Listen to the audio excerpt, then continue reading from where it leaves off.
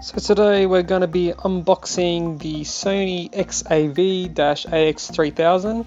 So this is the head unit that's compatible with Android Auto and Apple Carplay. As you can see, it does also come with Bluetooth, extra outlets for speakers and bass. So we're just going to go through the packaging and what you get when you purchase it.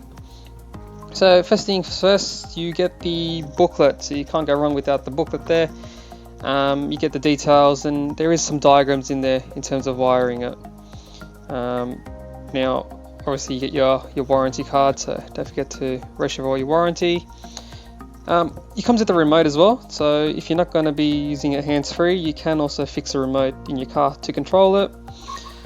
Now within the actual packaging you have the head unit.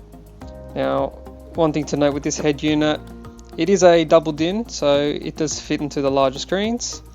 And you also get the cables as well with the packaging. You get an external microphone, which you can fit inside your car to use with, for example, Google Assistant. And you also get given the cables to connect your head unit to your existing car radio.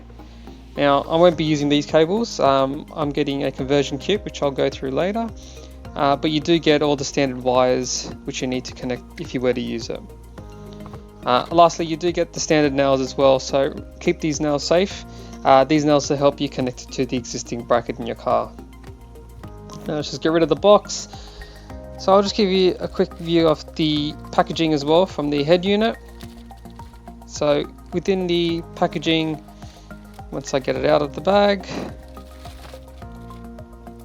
so as you can see, it's a smaller unit with the screen in the front. The antenna cable comes inbuilt with the radio. You do have your RCA type jacks. You have the adapters for the mic, and then you also have the cable which goes in. Now, as I mentioned, the screen sits on the top of the unit and goes down. So when you install it, it fits into a double DIN configuration. Now, I'm not going to remove the plastic as of yet until I finish installation. Now just a side view, you have the standard ports to fix it onto an existing car.